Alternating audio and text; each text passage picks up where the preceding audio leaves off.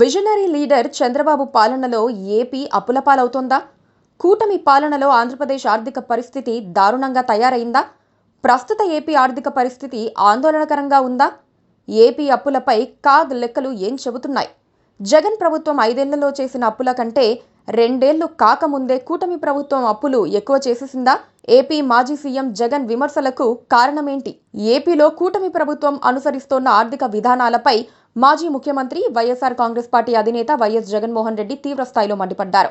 AP ఆర్థిక పరిస్థితి ఆందోళనకరంగా ఉందని, అప్పులు విపరీతంగా పెరిగిపోతున్నాయని, ఆదాయం తగ్గిపోతోందని జగన్ ఆరోపించారు. ఏపీలో కూటమి పాలనలో అన్ని స్థాయిల్లో అవినీతి పెరిగిపోవటమే ఈ స్థితికి కారణమని జగన్ మండిపడ్డారు. కాగ్ లెక్కల ఆధారంగా ఏపీ ఆర్థిక దుస్థితిని జగన్ వివరించారు. టీడీపీ కూటమి ప్రభుత్వం కేవలం 11 నెలల కాలంలోనే 1,86,361 కోట్లు అప్పు చేసిందని జగన్ తెలిపారు. వైసీపీ ప్రభుత్వం 5 ఏళ్లలో చేసిన మొత్తం అప్పులో ఇది 56% సమానమని జగన్ పోల్చి చెప్పారు.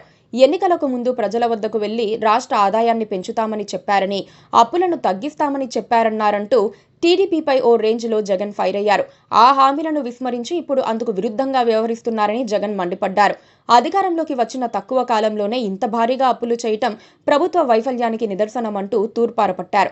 ఇక రాష్ట్ర ఆదాయ వృద్ధి రేటుపైన ఆందోళన వ్యక్తం చేసిన జగన్ 2024 నుంచి 2025 ఆర్థిక సంవత్సరంలో ఏపీ సొంత రాబడుల వృద్ధి కేవలం 3.08% నమోదైందని చెప్పారు.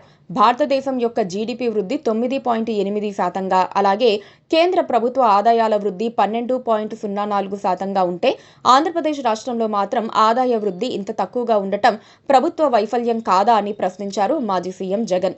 ఇది ఏపీ ఆర్థిక మందగమనానికి సూచిక అంటూ అభిప్రాయపడ్డారు. రాష్ట్ర ఆర్థిక వ్యవస్థ 12.02% వృద్ధి చెందుతోందని ప్రభుత్వం చేస్తోన్న ప్రచారంలో ఎటువంటి వాస్తవం లేదని కాగ్ లెక్కలు స్పష్టం చేస్తున్నాయంటూ జగన్ స్పష్టం చేశారు.